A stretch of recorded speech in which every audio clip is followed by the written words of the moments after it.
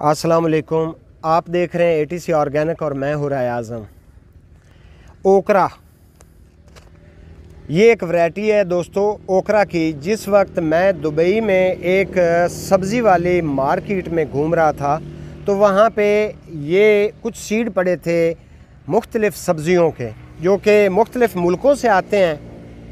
ये एक ओकरा की किस्म है, वैरायटी है लेडी फिंगर की, जिसको हम भिंडी तोरी भी कहते हैं। तो मुझे ये ज़रा अच्छी लगी तो मैंने वहाँ से मार्केट से ये 2 पैकेट ख़रीदे थे और ये मेरे पास पड़े थे। चूँकि अभी मौसम करीब आ रहा है भिंडी काश्त करने का, तो मैंने सोचा कि अभी इसकी सीडलिंग करूं और सीडलिंग बड़े अजीब तरीके से कर रहा हूं। ट्रे के अंदर मैं पीट मास डालूंगा, बाकायदा इसको पानी लगाकर ये जो सीड है ये इसका निकाल कर मैं इसके अंदर सीडलिंग करूँगा।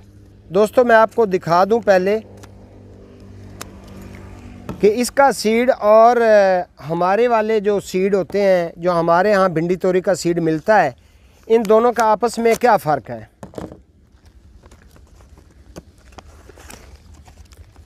बहुत अच्छी पैकिंग की गई है। देखें कि पहली पैकिंग खोली है तो इसके अंदर भी बड़ी ज़बरदस्त जो है ना इन्होंने पैकिंग की हुई है। मेरे ख़्याल में शायद इसके अंदर 100 दाना जो है ना इसके करीब करीब होने चाहिए या 100 से ज़्यादा होंगे। ये तो मैं आपको वीडियो के लास्ट में बता सकता हूँ, लेकिन ये देखें इसका जो सीड है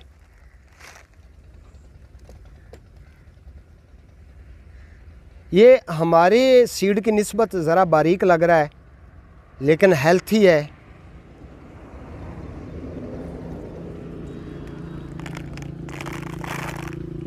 तो इसकी सीडलिंग मैं आपको दिखाऊंगा करके, फिर इंशाल्लाह जैसे ही ये प्लांट तैयार होंगे तो हम इनको इस ट्रे से निकाल कर शिफ्ट कर देंगे। आप सोचेंगे दोस्तों कि ये सीड डायरेक्ट भी हम लगा सकते हैं, डायरेक्ट लगाने से भी ये सीडलिंग कर जाएगा। उसमें ये चीज़ है कि अगर मैं अपने शहर से चलता, यहाँ से चलकर दूसरे शहर से या अपने ही शहर से मैं सीड लेकर आता, इसको हम 2-2, 3-3 सीड करके लगा देते तो कोई ना कोई तो इसका जर्मिनेशन कर जाता। लेकिन मैंने ये सोचा है कि इसको मैं बाकायदा एक शक्ल दूं कि इसके ऊपर मेहनत करके मैं इसको तैयार करूं। हमारे मुल्क पाकिस्तान के अंदर जो लेडी फिंगर की वैरायटी चल रही है बड़ी ज़बरदस्त है, लेकिन ये उससे ज़्यादा अच्छी होगी, ये मेरा ख्याल है। क्योंकि ये सीड या तो इज़राइल से आया हुआ है या ये इजिप्ट से आया हुआ है। इज़राइल से या मिस्र से, वहाँ का ये सीड है और इसकी भिंडी तैयार करेंगे, इसकी सब्ज़ी तैयार होगी। जब इसके ऊपर फ्रूट आएगा तो इसको फिर अगले प्रोसेस में किया जाएगा कि इसका सालन बना कर खाएँ, ये कैसी है, यह फ्रूट कितना देती है, इसको बीमारियां कितनी आती हैं। ये पूरी इन्फॉर्मेशन इंशाल्लाह आपको आपके चैनल पर मिलती रहेगी। क्योंकि आप मेरी वीडियोस देखकर मुझे फॉलो करते हैं तो मेरे पास जो कोई नई चीज़ आती है या जो मेरे तजर्बे से गुज़रती है तो वो मैं आप भाइयों के साथ शेयर कर दिया करता हूँ। आइए अब इसका प्रोसेस करते हैं। लास्ट में मैं आपको इसके दाने भी गिन कर बताऊँगा और इसका बताऊँगा कि इसको आगे आपने पीछे, चूँकि शेड देख रहे हैं, मैं शेड के आगे बैठकर वीडियो बना रहा हूँ, तो शेड के अंदर हम इसको फिर एक प्रोसेस में करेंगे। वो पूरा आपको इंशाल्लाह मुख्तसर वक्त में दिखाएंगे ताकि आप लोगों का कीमती